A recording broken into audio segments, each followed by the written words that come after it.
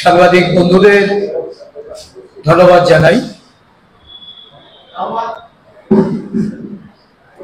আমাদের আজকে প্রদেশ কংগ্রেস থেকে আপনাদের এখানে আহ্বান জানানোর পেছনে যে কারণ, একটা হোয়াটসঅ্যাপে লাইভ পোস্টকে কেন্দ্র করে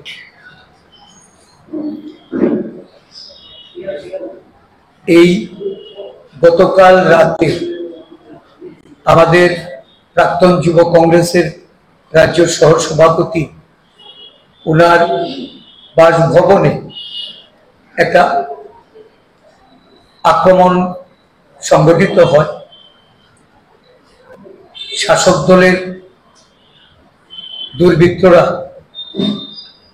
আক্রমণ করে তার বাড়িতে ভাঙচুর করে। তার বাবা, তার মা, তার স্ত্রী এবং 8 মাসের তার যে ছোট্ট শিশু, কোলের শিশু, এই ঘটনায় তারা নানাভাবে আক্রমণের মুখে পড়ে আহত হয়েছে, লাঞ্ছিত হয়েছেন। শিলতাহানির মতো ঘটনা সেখানে সংঘটিত হয়েছে। বিষয়টা আমি যদি সবটা পুঙ্খানুপুঙ্খানুভাবে তুলে ধরি, গত 7ই জুন সারা দেশের সঙ্গে আমাদের রাজ্যেও কুরবানি ঈদ উল জোহা এটা পালিত হয় এবং এই ঈদকে কেন্দ্র করে তার আগের দিন 6ই জুন যখন এই সম্প্রদায়ের মানুষ তাদের আচার আচরণ এটাকে প্রতিপালন করার জন্য বাজার থেকে পশু কিনে নিয়ে তারা যাচ্ছিলেন, বিশেষ করে আগরতলা শহরে কয়েকজন এই ধরনের এই ধর্মাবলম্বী মানুষের তাদের পশুগুলিকে রাস্তায় আটক করে একটা ধর্মীয় ঠিকাদারের দল, এবং সেই পশুগুলিকে এনে পশ্চিম থানায় তারা প্রশাসনের যারা সেখানে ছিলেন তাদের হাতে তুলে দেয়।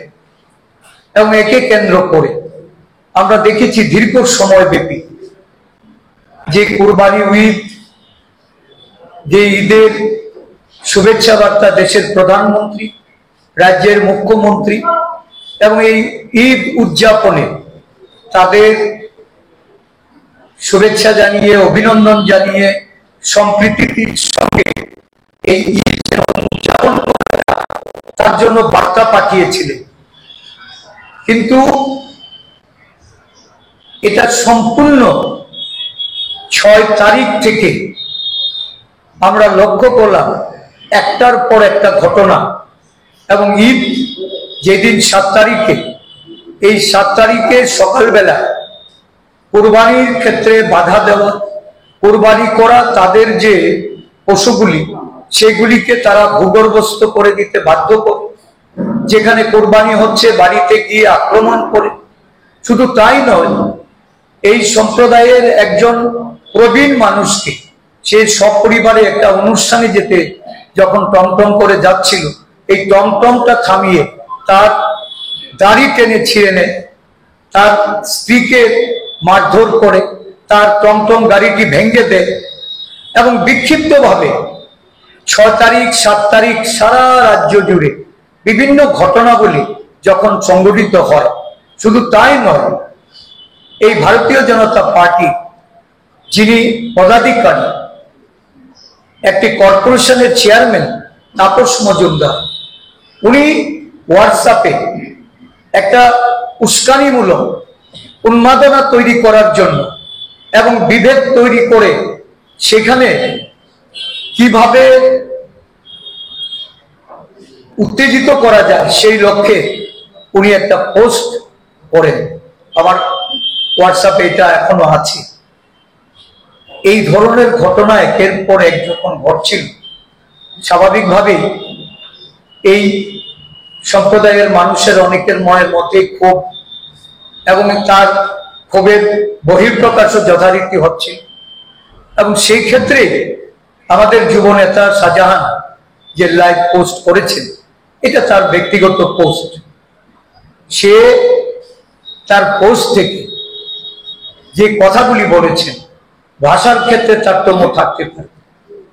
এটা একটা দল হিসাবে আমরা সবসময় পরিমার্জিত পরিশীলিত ভাষায় আমাদের নেতৃত্ব কথা বলবে, এটাই আমরা বিশ্বাস করি। আমরা অহিংস দল, ধর্মনিরপেক্ষ দল, আমরা সমানতায় বিশ্বাস করি। সব অংশের মানুষ তার আচার অনুষ্ঠান রীতিনীতি তারা প্রতিপালন করবে এবং শান্তিতে সৌহার্দ্যপূর্ণ পরিবেশে করবে, এটাই কংগ্রেস দলের নীতি। সেখানে যদি কোনো ভাষাগত ভুল হয়ে থাকে, এর জন্য আইন আছে, তার জন্য প্রয়োজনীয় পদক্ষেপ নিতে পারে প্রশাসনিক ভাবে। কিন্তু এটা কি একটা মুখ্যমন্ত্রী যিনি যেখানে বসবাস করেন তার বিধানসভা কেন্দ্র, তার অনুগতরা গিয়ে গতকাল রাতে তার পরিবার সহ এই বাড়ির উপর হামলা করবে, বাড়িতে ভাঙচুর করবে? যে মুখ্যমন্ত্রী যিনি তার শপথ গ্রহণ অনুষ্ঠানে বলেছিলেন যে আমার একটা ক্লাব পরিচালনা করার অভিজ্ঞতা আছে, আমি পারবো রাজ্যটাকে, নিশ্চয়ই পারবেন। আজকে এই ঘটনা, এটা বাস্তব যে একটা সম্প্রদায়কে লক্ষ্য করে যখন এই ধরনের ঘটনাগুলি একের পর এক ঘটছে, তার বহিঃপ্রকাশ হতে পারে। কিন্তু এটা তো এই বহিঃপ্রকাশের পরিপ্রেক্ষিতে এই ধরনের ঘটনা ঘটবে। আর এই ঘটনার পরিপ্রেক্ষিতে যখন আমরা ছুটে গেলাম, সুদীপ রায় বর্মন উনি এই ঘটনার খবর পেয়ে আসলেন, আমাদের যুব কংগ্রেসের সভাপতি, ওনার যুব নেতা, উনি সেখানে গেলেন। তারপর পুলিশকে সামনে রেখে যে ধরনের ঘটনা সংঘটিত হয়েছে, যেভাবে আমাদের প্রতিও আক্রমণ করার একটা তারা সেখানে উপক্রম সেখানে ঘটেছে।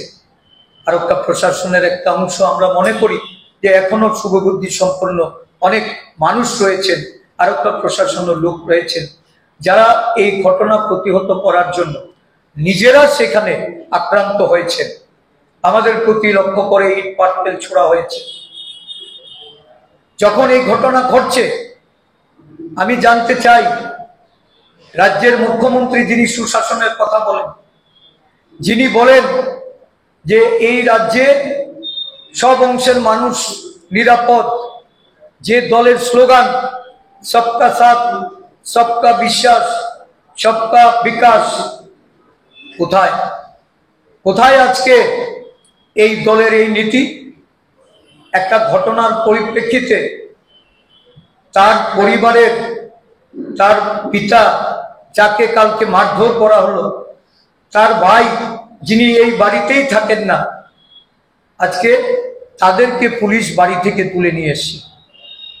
পুলিশ বলতে চাইছেন না যেটা গ্রেফতার করা হয়েছে কি তাদের ডিটেইন করা হয়েছে, কি কারণে ডিটেইন করা হয়েছে। যারা আক্রমণকারী তারা সেখানে পুলিশের সামনে দাঁড়িয়ে অশ্রাব্য কুশ্রাব্য গালিগালাজ করা, আমাদের প্রতি অশালীন আচরণ করা, এটা সম্পূর্ণভাবে এই রাজ্যের বর্তমান যে আইন শৃঙ্খলা একটা অরাজকতা জঙ্গল রাজ্যে কায়েম করে রেখেছে। বর্তমান মুখ্যমন্ত্রী যিনি এই অঞ্চলে বসবাসকারী, যিনি এই বিধানসভা থেকে রিপ্রেজেন্ট করছেন, আজকে ওনার কাছ থেকে এলাকাবাসী বা এই রাজ্যের মানুষ এরা কি দেখছে? আমার তো বলতে ইচ্ছা করে, উনি যদি সুশাসকই হন, উনি যে সুশাসনের প্রতিশ্রুতি জনগণের সামনে রাখছেন, তাহলে এই জঙ্গল রাজ কায়েম করে সুশাসন উনি এই রাজ্যের মানুষকে দিতে চাইছেন। এতগুলি ঘটনা ঘটলো, এত ন্যাক্কারজনক ঘটনা হলো এই ঈদকে কেন্দ্র করে গত 3 দিনে। না শাহজাহান বাড়ি তার বাড়ির আক্রমণকারীদের, না উদয়পুরের এই ঘটনায়, না আগরতলা শহরে এই পশ্চিম থানার ভেতরে যে ঘটনা সংগঠিত করা হয়েছে তাদের প্রতি কোনো ব্যবস্থা নেওয়া হয়েছে? একজনকেও কি অ্যারেস্ট করা হয়েছে? যারা মার খেলো, যাদের বাড়িঘর ভাঙচুর হলো, আজকে তাদের বাড়ির সদস্যদের তারা পুলিশ তুলে নিয়ে যাচ্ছে। এটা কোন রাজত্বে বাস করছে আমরা? এটা কোন ধরনের সুশাসন? এই রাজ্যে মানুষ অহিংসভাবে যারা আচার আচরণ অনুষ্ঠানে লিপ্ত ছিলেন তাদের প্রতি যে অন্যায় হয়েছে, কেন এই অন্যায়কারীদের বিরুদ্ধে পুলিশ প্রশাসন কোনো ব্যবস্থা নিতে পারে? কোথায় আমাদের সংবিধানে কোরবানি ঈদে এই পশু হত্যাকে এটা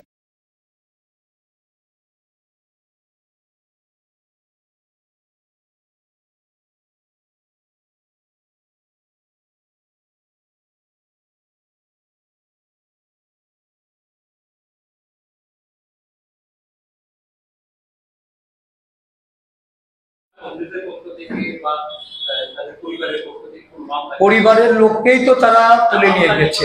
মামলা তো নিশ্চয়ই হবে, মামলা হবে, কারণ আক্রমণ করা হয়েছে, বাড়িঘর ভাঙচুর হয়েছে, সেখানে হুমকি দেওয়া হয়েছে আগ্নেয়াস্ত্র নিয়ে, বিভিন্ন ধরনের অস্ত্রশস্ত্র নিয়ে বাড়িতে গিয়ে তারা বাড়ি ঘরে আক্রমণ করেছে। তার মা বলা হয়েছে যে শাহজাহানকে খুন করা হবে, হুমকির মুখে এখন তাদের পরিবার, তো স্বাভাবিকভাবেই সেখানে মামলা হবে। তার বাবা এখন তাদের কাস্টডিতে আছে, তার বাবা যখনই সেখান থেকে বেরোবে মামলা আমরা করব। আরো অদ্ভুত ব্যাপার কি, এত কিছুর পরে মামলা কিন্তু হয়নি। শাহজাহান বাবুর বক্তব্যে যদি কেউ আহত হয়ে থাকে বা এটা যদি অসাংবিধানিক হয়ে থাকে তাহলে তো মামলা হতে পারত। কালকের ঘটনার ঘটিয়ে তার বাড়ি আক্রমণ করে তার পরিবারের লোকদের মারধর করার পর রাত ৩টার সময় একটা মামলা হয়েছে এই পরিবারের বিরুদ্ধে। তার মানে কি সাজানো নাটক? আজকে মামলা দিয়েও তাদেরকে, মিথ্যা মামলায় তাদেরকে হ্যারাস করা হচ্ছে। তার বাবার কি অপরাধ ছিল? তার ভাইয়ের কি অপরাধ ছিল? তার পরিবারের মানুষের কি অপরাধ? তাদেরকে থানায় তুলে নিয়ে আসা হয়েছে কি কারণে? তারা মার খেলো, আমরা গেলাম, আমাদের উপর ইট পাটকেল ছুড়লো, কিন্তু দেখা গেল পুলিশ সেখানে এটা কোন ভূমিকায়? তাদেরকে সেখান থেকে তুলে নিয়ে আসলো, গ্রেপ্তারও বলছে না, কি কারণে নিয়ে এসছে তার কোনো সঠিক ব্যাখ্যা নেই। আমাদের উকিল বাবুরা, আমাদের পার্টির যারা লিগ্যাল সেলে আছেন, আমাদের সাধারণ সম্পাদক, উনি আইনজীবী, আমাদের অন্যান্য আইনজীবীরা, তারা আজকে থানা পুলিশ কর্তৃপক্ষের সঙ্গে বারংবার যোগাযোগ করেও তারা কোনো সঠিক কিছু তথ্য পাচ্ছেন না, তাদের কোনো বক্তব্য পাচ্ছেন না। তার মানে এখানে পুলিশের দিক থেকেও একটা, তারা সমস্ত বুঝতে পারছেন হোয়াট ইজ হোয়াট, কেন তাদেরকে সেখান থেকে তুলে নিয়ে আসতে হয়েছে, কার চাপে পড়ে, এটা তার পেছনে কে কলকাঠি নাড়ছেন নিশ্চয়ই আপনারাও উপলব্ধি করতে পারছেন।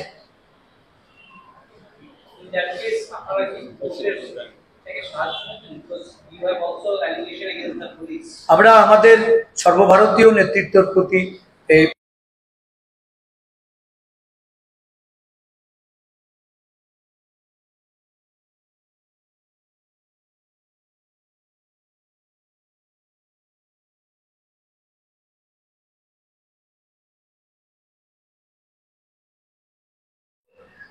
প্রদীপ রায়, যিনি ওনার ছায়া সঙ্গী, ওনার কি ব্যাকগ্রাউন্ড, শান্তিপাড়ায় কান পাতলে এটা জানা যায়। যারা এগিয়ে এসছেন শাসক দলের বুথ কমিটি থেকে শুরু করে সেই অঞ্চলে যারা মুখ্যমন্ত্রীর স্নেহধন্য, তারাই তো এই ঘটনা ঘটিয়েছেন। কেন আজকে তাদের বিরুদ্ধে ব্যবস্থা না নিয়ে ওই পরিবারকে সেখান থেকে উচ্ছেদ করার জন্য হুমকি দেওয়া হচ্ছে? সেখানকার মসজিদের যারা বসবাসকারী মানুষ, তাদেরকে বলা হচ্ছে যে তোমরা তাদেরকে এই বাড়ি থেকে উচ্ছেদ করো, অবিলম্বে তাদেরকে যদি উচ্ছেদ করা না হয় তাহলে এই মসজিদের মধ্যে আবার নতুন ভাবে সেখানে আক্রমণ করা হবে, কাউকেও ছাড়া হবে না, এই ধরনের হুমকি প্রদান করা হচ্ছে। কোথায় আইনের শাসন? কোথায় মানুষ দিয়ে দাঁড়াবে? এই বিরোধী রাজনৈতিক দলগুলি আজকে মুখ্যমন্ত্রীর কাছে আমরা জানতে চাইছি যে মুখ্যমন্ত্রী, আপনার সুশাসনের নমুনা কি এইটাই নেই? রাজ্য জুড়ে এই ধরনের অরাজকতা, এটা কিভাবে বিরোধী দল হিসাবে আমরা বরদাস্ত করতে পারি? আমরা অবিলম্বে পদক্ষেপ চাই। স্বরাষ্ট্র দপ্তরের মন্ত্রী হিসাবে এটা ওনার ব্যর্থতা, ওনার ব্যর্থতার দায়ভার ওনাকে বহন করতে হবে। রাজ্যের মুখ্যমন্ত্রী হিসাবে আর কত মানুষ এইভাবে লাঞ্ছিত হবে, তাদের অপমানিত করা হবে, আর কত এই মানুষের আজকের যে বর্তমান যে পরিস্থিতি, দেওয়ালে গিয়ে পিঠ ঠেকেছে, মানুষ রুখে দাঁড়াবে। এখানে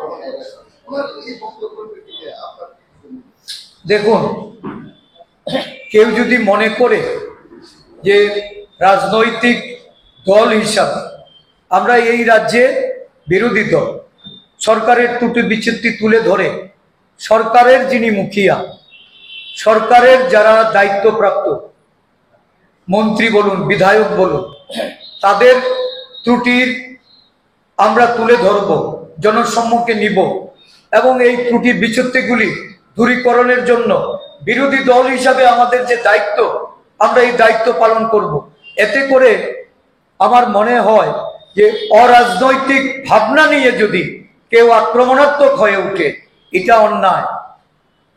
এটা প্রশাসনের প্রতি তাদের যে অনীহা, প্রশাসনের প্রতি অশ্রদ্ধা বা অমান্যকর বিষয়, এটা আমি মনে করি যে শাসক দলের থেকে সেটা সংঘটিত করেছে। রাজনৈতিক দল তার বক্তব্য নিশ্চয়ই তুলে ধরবে, এটা মুখ্যমন্ত্রীর বিরুদ্ধেও যেতে পারে। আমি মুখ্যমন্ত্রীর বিরুদ্ধে যদি কথা বলি, আমার রাজনৈতিক অধিকার, আমি মুখ্যমন্ত্রীর বিরুদ্ধে কথা বলতে পারি। মুখ্যমন্ত্রী মঞ্চে দাঁড়িয়ে উনি যখন হুমকি প্রদর্শন করেন, মুখ্যমন্ত্রী যখন হুমকির সুরে উনি কথা বলে দাবিয়ে রাখার জন্য উনি চেষ্টা করেন, বিরোধী দল বা তাদের সদলীয় যে গোষ্ঠী কুণ্ডল চলছে, উনি নিজেও উপলব্ধি করছেন যে রাজ্যে বর্তমান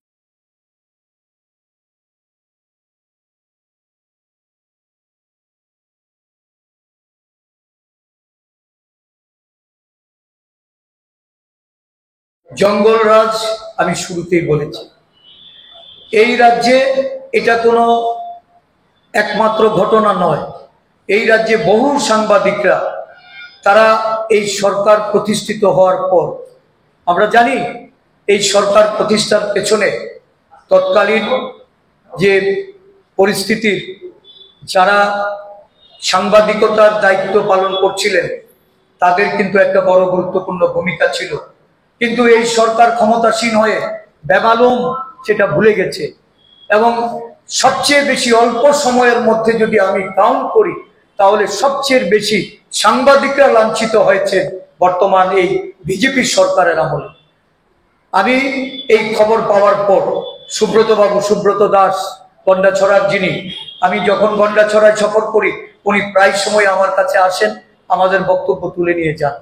আমি উনাকে ব্যক্তিগতভাবে ফোন করেছি, উনি তখন কোরাই হসপিটালে ভর্তি হতে যাচ্ছেন। আমি ওনার আরোগ্য কামনা করি এবং আমার আমবাসার নেতৃত্বকে আমি বলেছি হাসপাতালে গিয়ে তার সম্পর্কে খবর নেওয়া, তার পাশে থাকা। অত্যন্ত ন্যাক্কারজনক ঘটনা, নিন্দনীয় ঘটনা।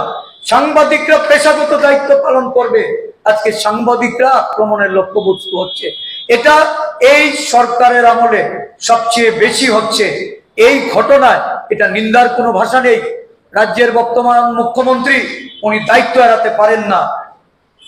ওনাকে উচিত আইনের শাসন প্রতিষ্ঠা করার লক্ষ্যে সাংবাদিকদের যেমন সুরক্ষিত করা, রাজ্যের নাগরিকদের সুরক্ষিত করা। গণতন্ত্র প্রিয় মানুষ আজকে এই সরকারের আমলে তাদের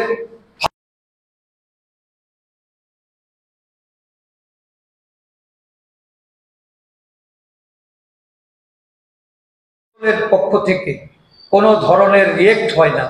স্বাভাবিকভাবেই এটা খুব বাস্তব যে এর বহিঃপ্রকাশ ঘটবে। এর জন্য যদি তার কোনো রকম অপরাধ হয়ে থাকে, এটা দেখার দায়িত্ব তো প্রশাসন নিশ্চয়ই তারা পদক্ষেপ নিতে পারেন প্রশাসনিকভাবে।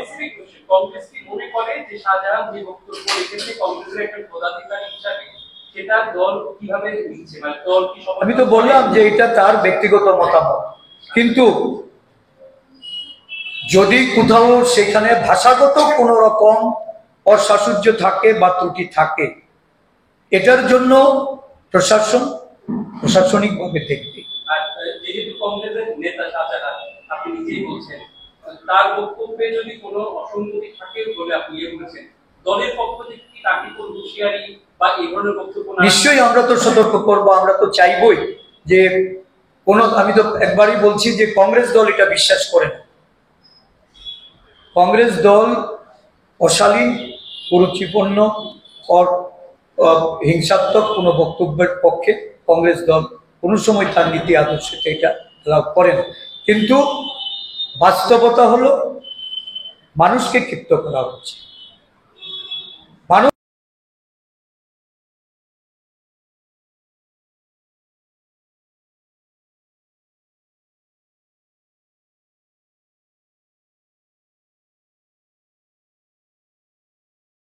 কংগ্রেস নেতা তার পাশে গিয়ে দাঁড়াবে, সেখানে নেতাকেও আক্রান্ত হতে হচ্ছে। এটা কোন রাজত্ব? কোন মুখ্যমন্ত্রীর রাজত্বে আমরা আছি? আমরা মুখ্যমন্ত্রীকে ছেড়ে কথা বলবো? মুখ্যমন্ত্রীর ব্যর্থতার দায়ভার মুখ্যমন্ত্রীর উপর বর্তাবে না?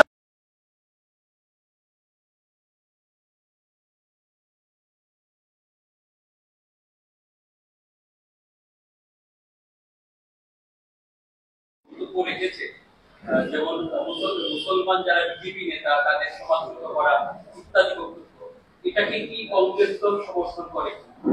দেখুন, রাজনৈতিকভাবে আমরা দলের প্ল্যাটফর্ম থেকে একটা কথা এটা আমরা পরিষ্কারই বলেছি,